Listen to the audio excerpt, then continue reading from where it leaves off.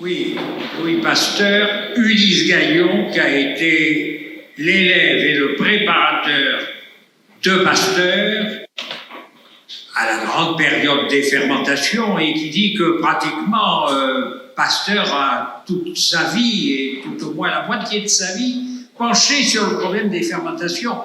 Et 1865, je crois qu'on l'a dit, on va répéter, ça a été le traité des maladies du vin.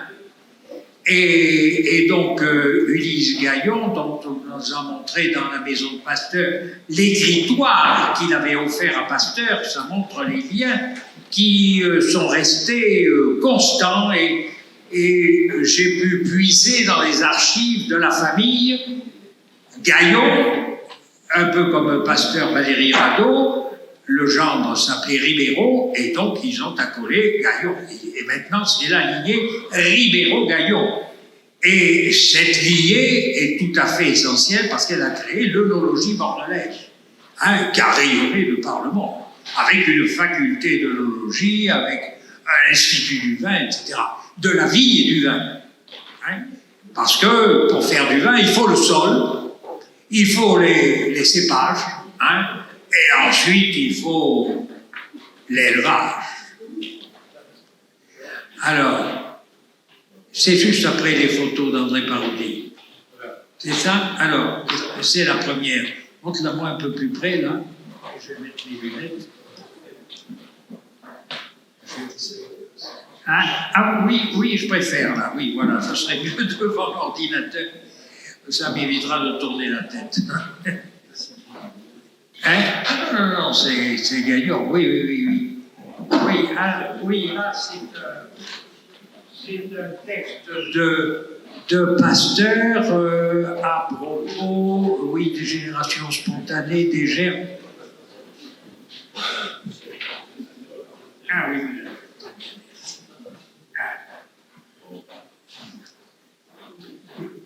Voilà, moi je suis frappé chaque fois que je vois la signature de Pasteur, qui est toujours la même.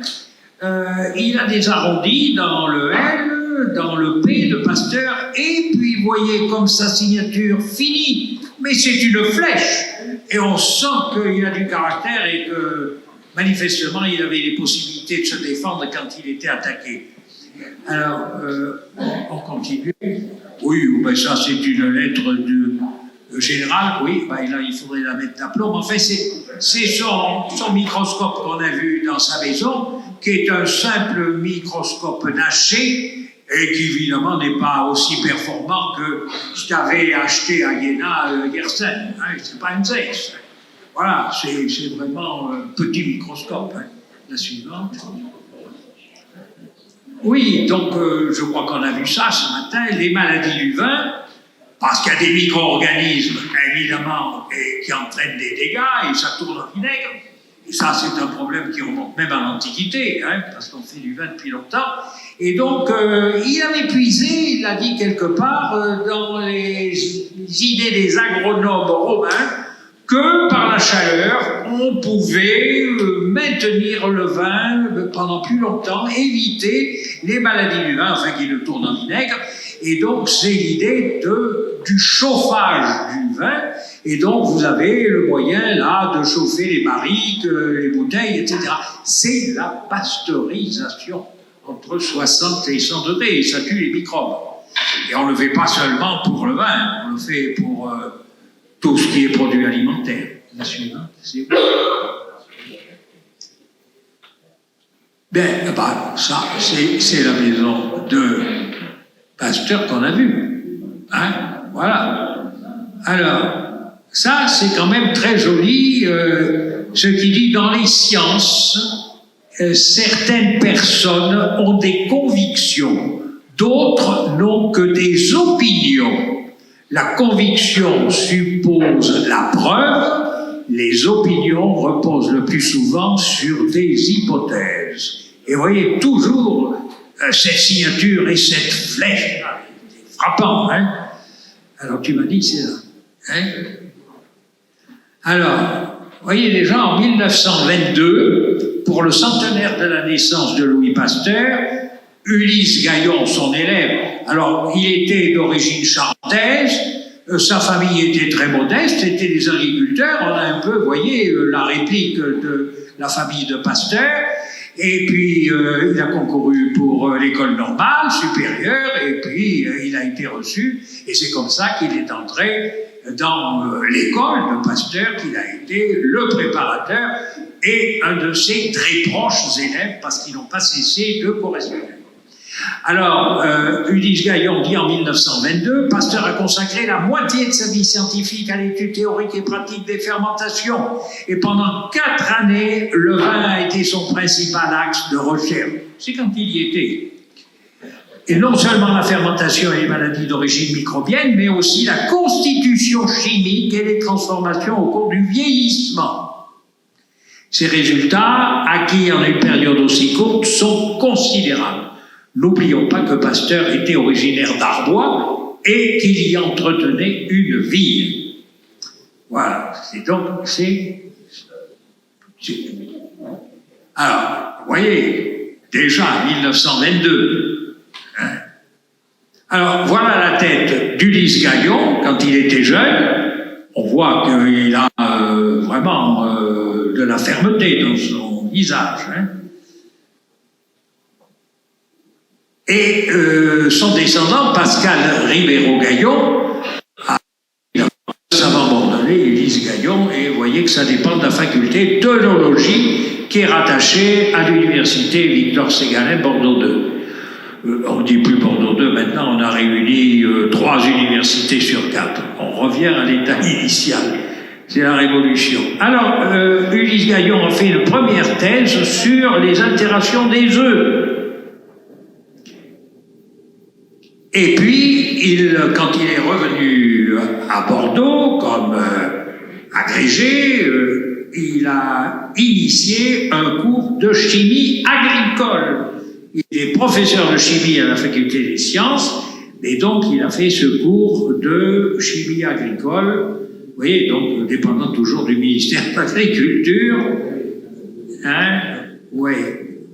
Et il est évidemment très connu parce qu'avec Alexandre Millardet, il a mis au point la bouillie bordelaise. La bordelaise mixture, comme disent les anglo-saxons, c'est-à-dire le mélange de sulfate de cuivre et de chaux, ce qui a permis de sulfater les vignes, et ça peut s'adapter à tout, les tomates et tout ce que vous voulez, et ça évite le mildiou. Ça a été un progrès considérable. N'aurait-il trouvé que ça, c'est quand même déjà pas mal.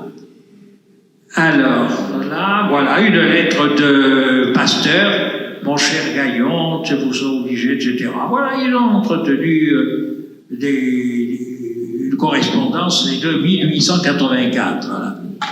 Alors, voilà, les ferments du vin, vous voyez, toujours cette préoccupation microbiologique des œnologues, peut-on dire, par Ulysse Gaillon, et ça date de 1899. Et il a, comme bon chimiste, étudié les acides volatiles contenus dans les vins. Et ça continue. C'est comme le sang. C'est vraiment d'une complexité extraordinaire. Et les anthocyanes. Alors, un de ses descendants, Jean Ribeiro-Gaillon, a travaillé sur les anthocyanes du vin. Le voilà un peu plus avancé dans la vie. Alors, il est devenu doyen de la faculté des sciences de Bordeaux. Et là, comment? Gaillon, oui, doyen de la faculté des sciences de Bordeaux, voilà. Là, c'est le perpétué de l'Académie des sciences qui lui écrit, très bien, voilà, on passe. Rapport sur la vinification dans les années chaudes. Vous voyez, ça ne date pas d'aujourd'hui. Les années chaudes. Oui, parce que le degré alcoolique augmente, etc. Le voilà, il a une très belle tête aussi. Oui, on voit vraiment que... Ah oui, c'est tout à fait frappant. Alors là, c'est une lettre de Pasteur, toujours le paraphe incroyable. Merci, mon cher Gaillon, de vos bonnes félicitations, etc. Voilà. Mais il y a plus intéressant. On perd toujours, c'est ça. Ah, mais là, oui, non, mais là, c'est un peu anticipé. Il y avait autre chose. Il y avait un portrait de Pasteur dédicacé à Ulysse Gaillon, où il lui met à mon ancien élève et ami, Ulysse Gaillon. Ah, c'est peut-être ça, voilà. Eh bien, voilà, elle est bon. À mon ancien élève et ami, Ulysse Gaillon, affectueux souvenir. Affectueux souvenir, Louis Pasteur. Voilà. Donc, Ulysse Gaillon a véritablement mis les prémices de l'œnologie. Ensuite, c'est son gendre, Jean Ribéraud, qui... alors, on a associé le nom de Gaillon, évidemment. Ah, c'est comme les Pasteur et Radeau, comme je vous disais. Jean Ribéraud-Gaillon a découvert la deuxième fermentation malolactique. Alors, qu'est-ce que c'est? Eh bien, c'est l'acide malique qui est tout à fait mauvais, qui donne des mauvais goûts, et donc qu'il faut transformer en acide lactique. Alors, dans les années chaudes, et on y est, maintenant, on est en train de diminuer par la chaleur, tout un tas de procédés chimiques, cette fermentation qui n'est plus nécessaire comme avant.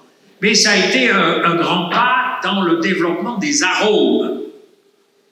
Donc ça vous montre combien la composition du vin est d'une très grande subtilité. Hein, et que pratiquement tous les ans, il faut adapter. Donc c'est le rôle des œnologues. Et les œnologues sont vraiment des chimistes, hein, qui viennent savoir quand il faut faire la récolte, ce qu'il faut faire pendant la vinification. Voilà, on peut passer là, voilà. Oui, et donc il y a toute une tradition, et c'est ainsi que les Ribéraud-Gaillon ont créé la faculté d'œnologie, l'Institut du vin, et puis il y a une station agronomique qui est à Villeneuve-d'Ornon, qui étudie les cépages, les sols, parce que le sol est considérable. Et si le vin de Bordeaux est ce qu'il est, c'est parce que c'est des graves, c'est des cailloux. Il faut que la vigne souffre, qu'elle descende profondément pour trouver ses nutriments. Si la terre est trop riche, ça ne fait pas du bon vin. Voilà, tout est là. Alors, cette famille, quand même, habite toujours, donc c'est la veuve de Pascal Ribéraud-Gaillon qui m'a reçu, et elle habite dans un immeuble extraordinaire qui est l'hôtel Boyer-Fonfred, qui est face au palais Gabriel, le palais de la Bourse, qui a été fait par Gabriel, l'architecte de la Concorde. À gauche, vous voyez la Garonne. La suivante vous montre... voilà, vous voyez un peu les sculptures. Hein, on est là ce week-end, en plein 18e. Ah, c'est de travers. Si tu peux... Alors, on peut pas... Enfin, vous imaginez, cet hôtel a été fait par Victor Louis, et là, il y a un escalier absolument extraordinaire, là, tout à fait originel. C'est un des plus beaux de notre ville. Voilà, visite chez Pasteur, ben, c'est ce que nous venons de faire, mais ça avait été déjà initié pour le centenaire, et puis là, oui, on a vu... Voilà, donc, vous voyez, Ulysse Gaillon, préparateur de Pasteur, a continué son œuvre dans la chimie, dans l'amélioration du vin, dans la protection de la vigne avec le sulfate de cuivre, la bouillie bordelaise, et tous ses descendants, eh bien, ils ont continué, et donc c'est pour ça qu'on a une faculté d'œnologie qui continue, qui est extrêmement active et qui forme des œnologues qui partent dans le monde entier, et c'est pour ça qu'on peut dire qu'il y a du bon vin partout. Alors, il y avait une photo, je ne sais pas où elle est passée, c'était le 25e parallèle nord. Alors, ça vous dit rien? Eh bien, c'est le propriétaire du château Chevalier qui est dans les Graves, Pessac-Léognan, et un autre collègue œnologue qui ont écrit un livre sur le 25e parallèle nord, car manifestement, il y a là une ligne qui est véritablement celle des grands vins de par le monde. Ils ont remarqué ça. Tu savais ça? Le 25e parallèle nord. Et vous avez, par exemple, les vins de Florence, là, de Le Chianti, etc. Ça va jusqu'à la Californie. Vous avez là une ligne qui est vraiment tout à fait particulière, car il y a un équilibre. Il ne faut pas que ça soit trop chaud, trop froid. Alors évidemment, avec le réchauffement climatique, là, d'aujourd'hui, je ne sais pas trop ce que ça va devenir. Hein. Mais il y a quand même quelque chose dans... il y a le sol et il y a aussi la température, l'exposition. L'exposition est fondamentale. Par exemple, le Médoc qui continue tout ce qui est sur la rive gauche de la Garonne depuis 100 km jusqu'à l'estuaire, on est là dans les Graves, et autour de l'estuaire, dans le Médoc, c'est l'exposition à l'humidité et à l'estuaire. Et donc, toutes ces conditions interviennent. Ça montre combien c'est une science extrêmement complexe qui comporte la chimie, qui a une grande part, la météorologie, l'étude des sols, l'empéologie avec tous les cépages. Et l'INRA travaille beaucoup actuellement sur l'adaptation des cépages, parce qu'avec le changement climatique, la vigne souffre.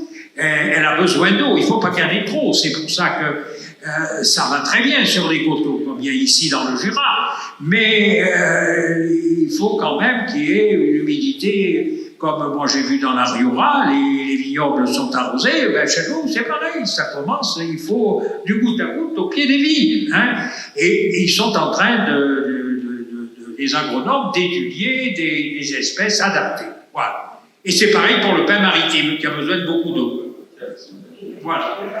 Merci beaucoup.